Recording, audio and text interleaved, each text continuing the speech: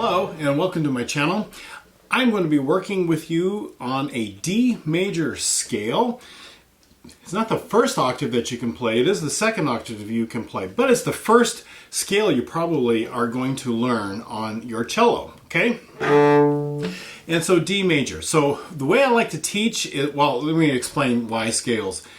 Two reasons for learning scales. The first is scales help us learn our key signatures, and it helps us learn our fingers and our spacing on our strings really well, okay? Because key signatures tell our hands how to play our notes within that key, depending on the string that I'm on and the position that I'm in. So it's just really important that I learn my key signatures, okay? That's number one. After you learn your scales really well, then scales are really great for your right side to really work on some different kinds of rhythms and such on your right side, okay? So they're just really important to learn. So learn them, all right? They're good for you. And I am happy to practice with you, okay? Turn on the video over and over and over again. In the show notes, you can go right to the different spots, and I'm happy to go through it with you as many times as you need, okay? All right, so here we go, D major on the cello. The way I like to teach is, first let's experience the musical thing, okay? In this case, a scale. Let's experience it first, excuse me. And then second, we'll use our intellect after that. I'll show you what the scale actually looks like and what it looks like on the staff and all that kind of stuff, all right? So first is experience. All right, so a scale, we're going to go from the bottom note, D, all the way up to the high note, D. We're going to go from there to there, from D to D, and then you go in the specific note. So after D is going to be E. That's first finger on your cello, E. Okay, put my bow down for a second, and then F sharp. Now, I'm not a cellist, so you're going to notice that I'm really working on trying to make sure that I'm really in tune for that. So really nice, good, even fingers for you, okay? So D, E, F sharp, and then G. So F sharp is played with your third finger, and then G. It's important that you remember that on your hand, they're all half steps. So D, E, I need a whole step after E. So that means that's F, so I got to play F sharp, G, that's a half step. G to F sharp is my half step. Then after that is A, just go to your open A. And then B, it's first finger. Okay, now I need another whole step. So that means I gotta skip a finger and go to third finger C sharp. And then I can go to my fourth finger D. Okay, some really kind of cool things. That G, in my practice, I can really make sure that my G is in tune. That was really helpful. And that high D, I can make sure that that's in tune by checking it with my open string. Really work hard on keeping fingers nice and even, okay? All right, so those are the notes. All right, so let's bow a little bit and just kind of get them in tune. There's D. By the way, if you're not in tune, let's do that first, okay? If you don't know how to tune your instrument, then get your teacher to help you, and you can also use a tuner at the initial experiences of getting him tuned. I do have a video on how to tune a cello. But here's your D, D. Now, if you have a flat sound, that means your string is too loose. You need to tighten it. So you can go to your fine tuner and you can tighten it. If it's sharp, if it's above that, that means your string is too tight and you need to loosen it. Tightening your string is righty-tighty. Loosening it is lefty-loosey. Here's my A. Can you check that? D's and A's. There's the D, there's the A. Now, when I put a finger down, E is my note. If I am sharp, that means I have made my string too short. So it's different about the strings, whether it's not a tight or a loose scenario. It is too short or too long when I'm actually using fingers. So E is right there, and I just need to learn where that is. If it's sharp, the string is too short. If it's flat, the string is too long. There we go, E, okay? That's where E is. Now find F sharp, third finger. And when you put down F sharp, make sure that these are even. They're evenly spaced, that you're not doing stuff like this. You might look at your violin and viola friends and see them doing that. That's not what you do on cello. Very even fingers. D, E, F sharp. And by the way, when you hear me sing, I'm going to say fifths rather than F sharp. There's a rhythm reason. And when I get to C sharp, it'll be cis instead of C sharp for a rhythm reason, okay? So there's fifths. D, E, F sharp. Here's G. Find the G, fourth finger. A, B, C sharp, and D. There's your D. Find C sharp. Make your fingers nice and even. Find B. That's where it is. And then A is open. G. Oop, I was sharp. Did you see how I had to adjust? My string was too short. Here's F sharp. Here's E. And here is D. Okay? You think you got your left hand now? All right. Let's experience this with half notes. This might be too fast for you, and if it is, just go slower on your own until you feel like you can get up to this speed. The tempo I have on the metronome is quarter note at 70. All right? We're going to play half notes. 1, 2, 3, 4. We're going to do half notes, okay? Here we go.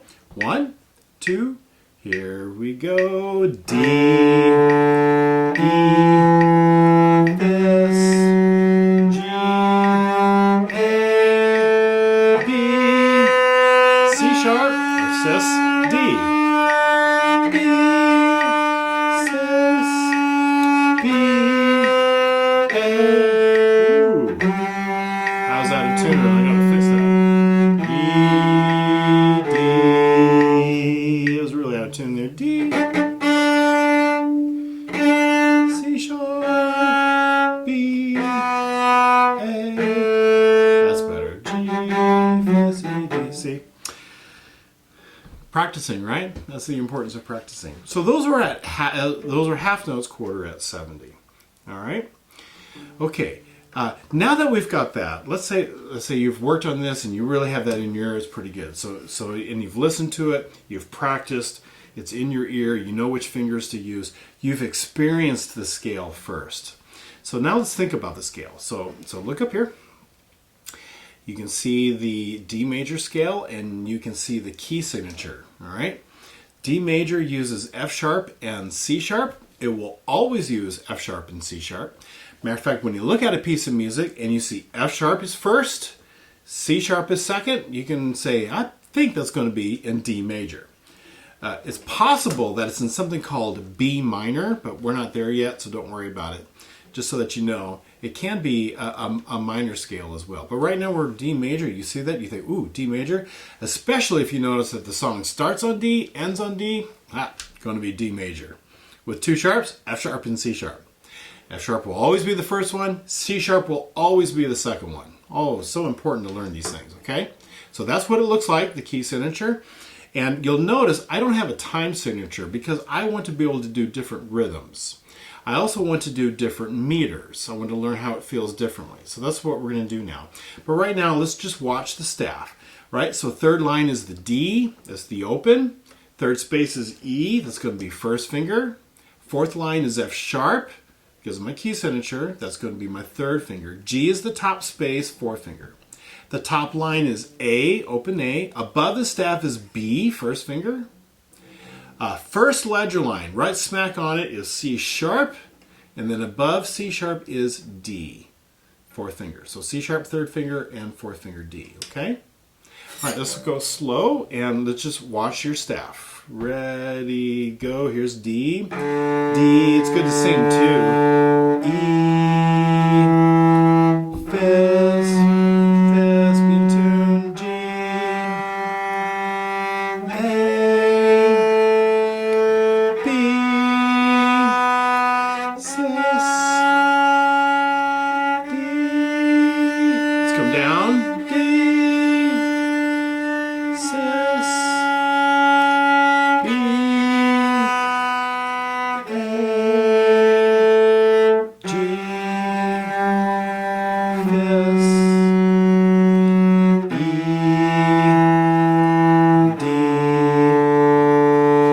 Good job. All right. Let's try toddies. So I'm going to go toddy, toddy, toddy, toddy. All right. Here we go, and D, E, this, G, A, B, sis, D, D, sis, B, A, G, this, all right, E, D. Touch my G string a little bit there. I got that going, okay? So that was toddies. Let's do takadimis. Takadimi, takadimi, takadimi, takadimi. Ready, go now. Takadimi, takadimi, takadimi. B, sis, D.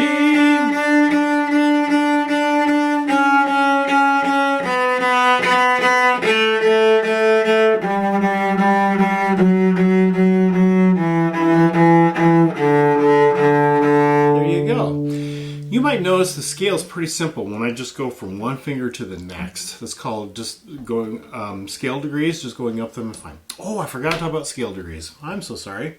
I'll do that. Scale degrees. If I simply number the notes of the scale, they're called scale degrees. So D is 1. All right. E is going to be the second scale degree. E is the second one.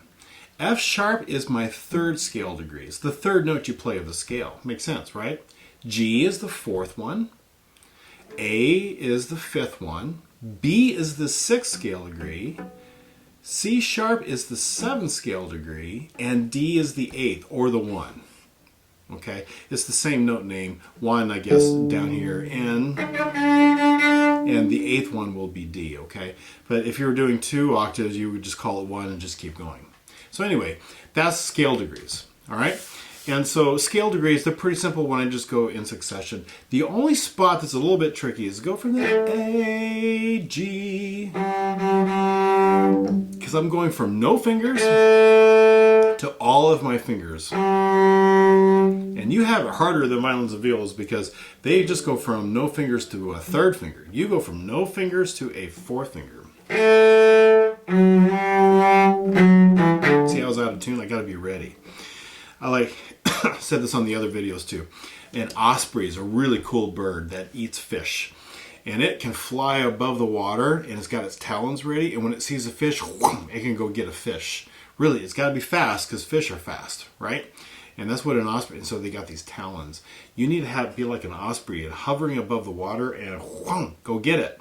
You can't be up here having a party and then just sort of flop a finger down. And don't flop your fourth finger down. Poor fourth finger. Trying to find a G when everyone else is having a party. That's no fun.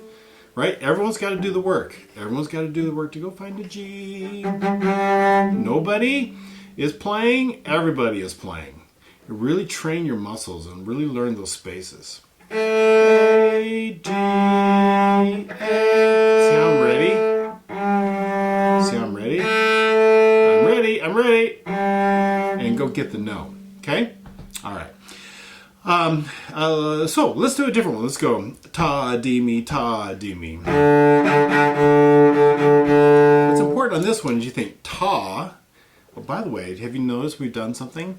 We've gotten away from the left hand. We've kind of learned our left hand, and now we're working on the right side. What did I tell you scales are really good for? Learning your key signatures, learning the spacings of the notes. They're also really good to learn the right side, because once you got left side figured out, cool, now let's work on our right side, because I don't have to think so hard about the left side, and I can do different rhythms, making it sound really good, all kinds of stuff with my right side. So this is going to be ta-dee-me, ta-dee-me. Notice what happens. Ta-dee-me, ta-dee-me, ta-dee-me, ta-dee-me. The tas put me in the different parts of the bow. I'll start at the frog, tip, tip, frog, frog, tip, tip, frog. So the ta makes my bow move to the other side of the bow, on the other end of the bow. That's a really good one to do. Ta-dee-me. So let's do that one. Ready? And go. M. Ta-dee-me, ta-dee-me, ta-dee-me. mi, ta, di, mi.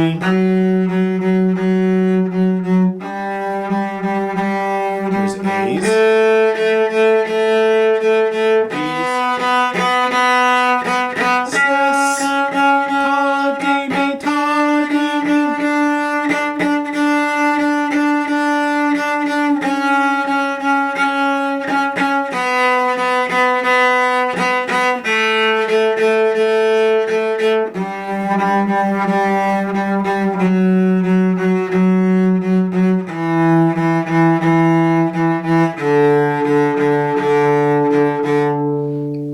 Pretty cool. Oh, you are doing so well. It's really great. Why don't you take a break, go shake your hand, go get some water, come back, turn on the video again, and you can go to the show notes. You can go right to the different spots, and you can practice with me on the scale. Get your left side going. Once you feel good about that again, then get the right side going and do some of these different rhythms. Okay. Oh, you're doing so great. I will see you on the next video.